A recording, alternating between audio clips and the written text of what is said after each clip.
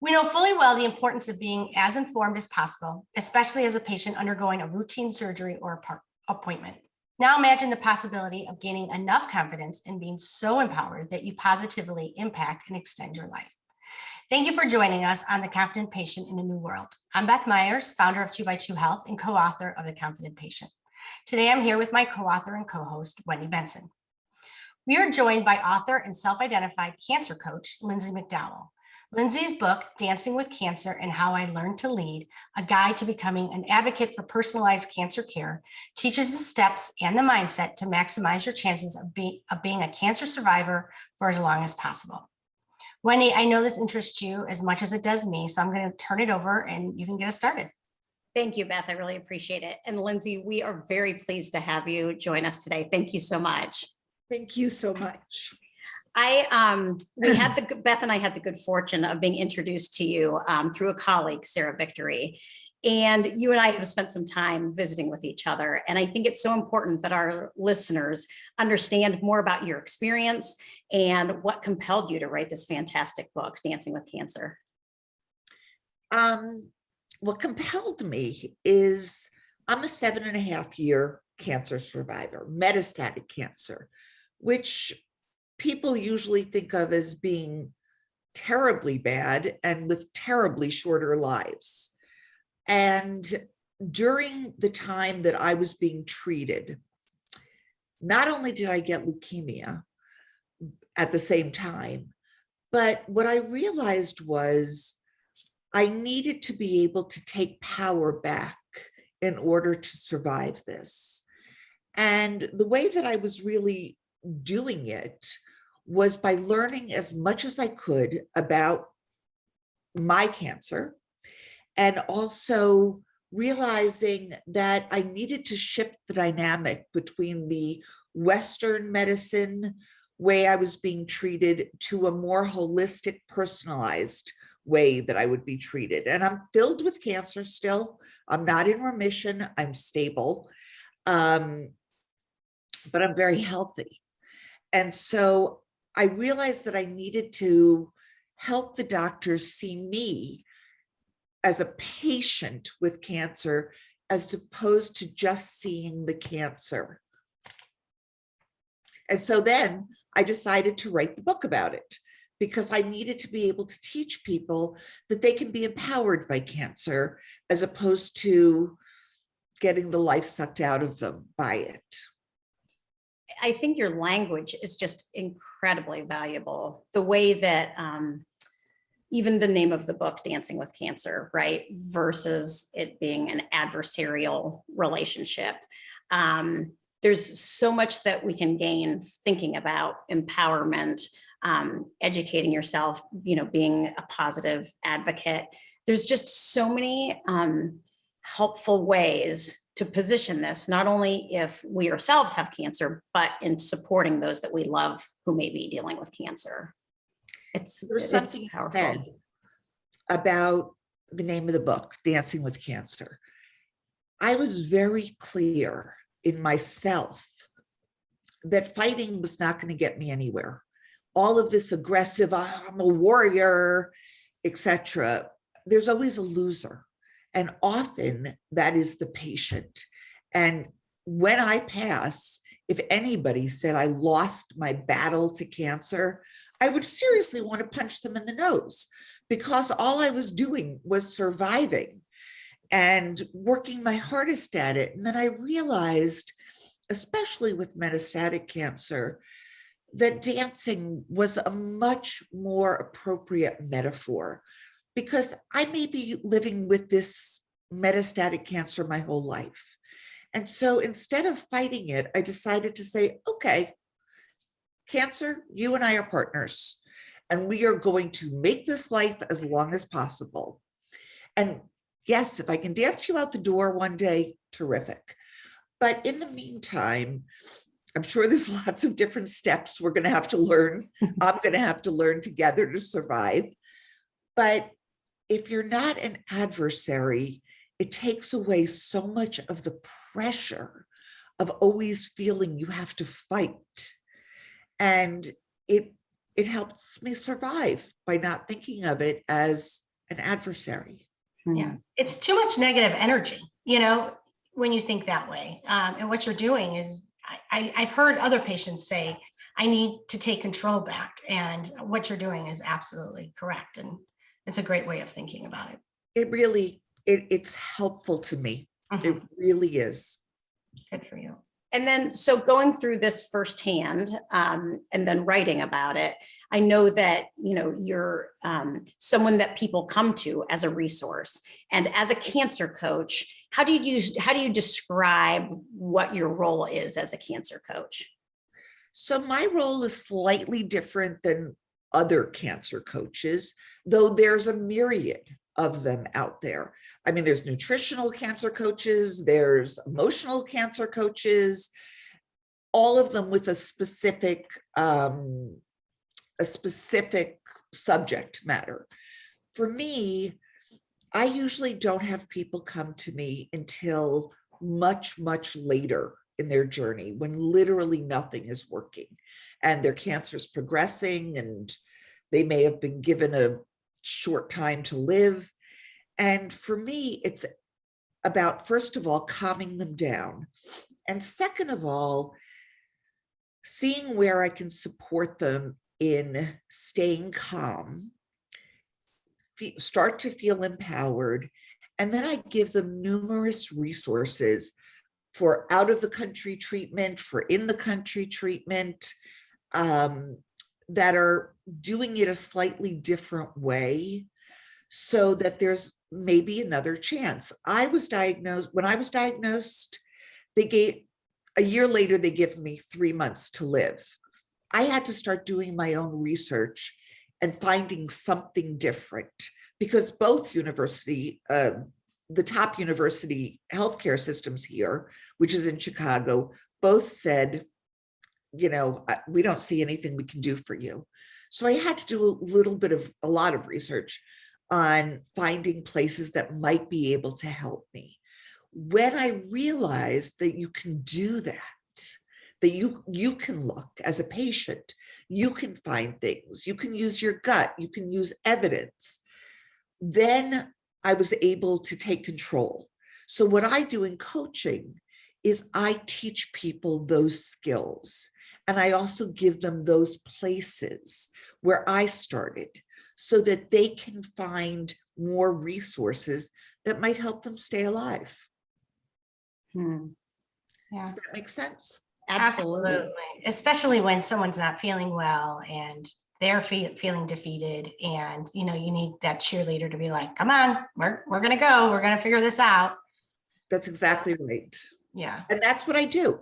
I help them figure it out. That's the perfect phrase.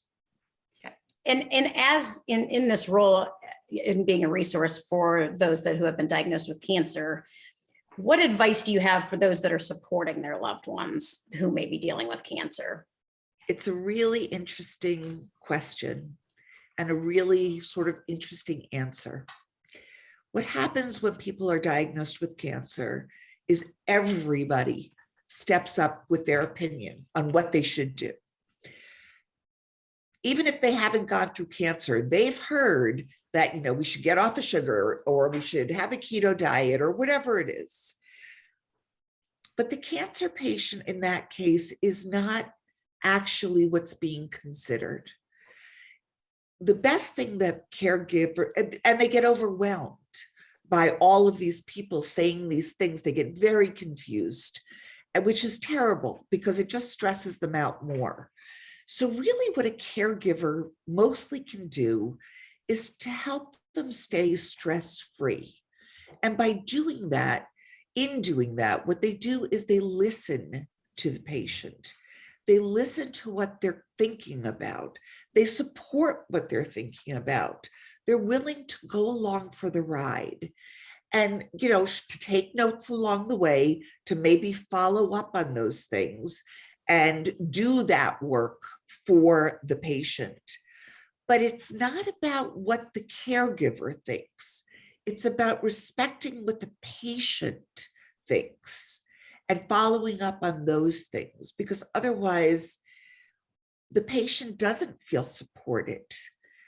the other piece of that is one of my two favorite stories, which are people believe that you should eat dinner, right? As a patient, we need to keep you full of nutrients, etc. So for me, people would drop off dinners and expect me to eat them.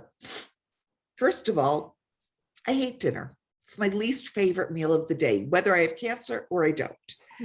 The second thing is all it does for me is think, oh God, their food is getting older in the refrigerator. It's rotting. If they come over again, they're going to see it like that. Why didn't you eat my dinner? Then it becomes, oh my God, I have to wash this plate that they brought it in. Then I have to get it back to them. All of these things are just stressing me out. So their thought that I wanted dinner opened several doors of stress for me. So again, it's really like, what does this patient want? Not what do I want to give them?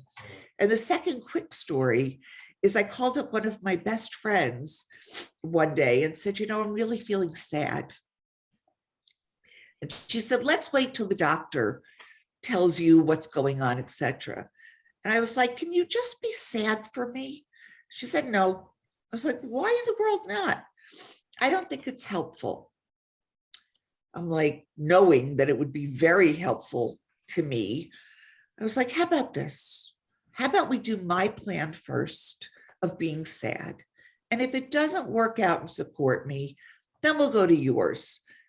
And that changed the nature of how she was able to support me, because it's really about supporting from the heart and supporting to what they need at that time, not what the caregiver thinks they need. That's a tough one. Those are great. That's great insight.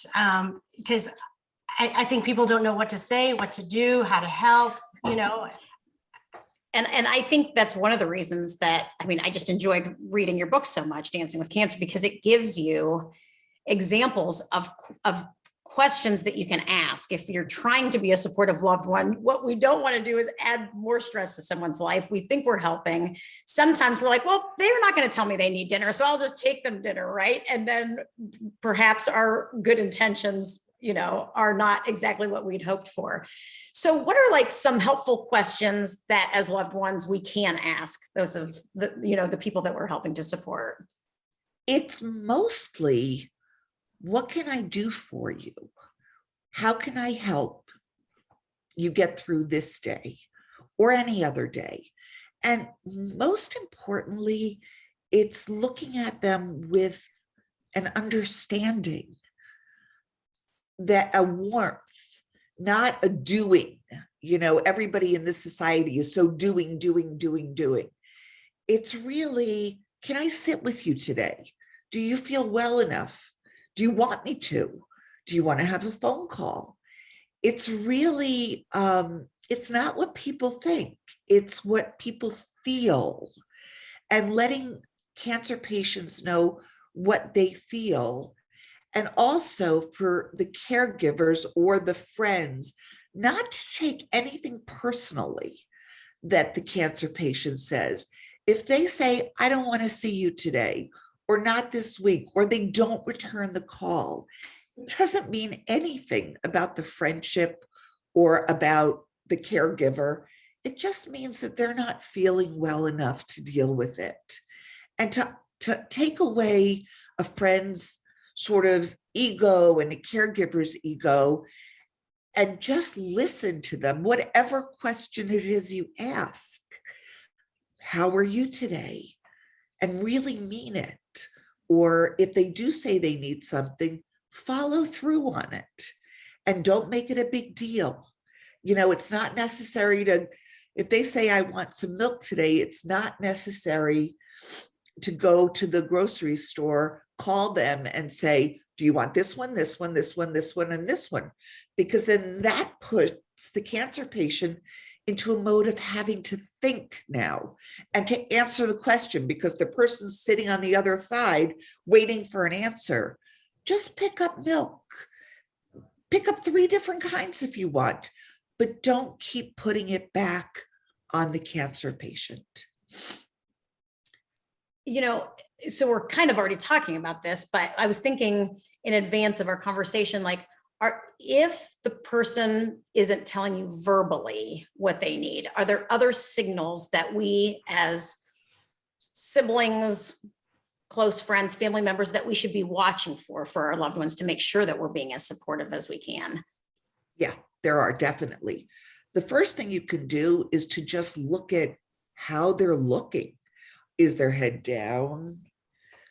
Are they up today? Physical states tell you a lot about how a person is feeling. So if they're looking particularly depressed, that's a different conversation than, can I get you some milk? It's, how do I support them to feel better? And it may just be a hug. You know, if they're feeling real good that day, it's okay. What can we do? What are you thinking about? It's, what's your path? They have more energy that day, perhaps, to talk about things that they've been thinking about. Another thing is just to watch their balance. If they are walking to the bathroom, if they're walking to the kitchen. With cancer and chemotherapy in particular, your balance can go really wonky.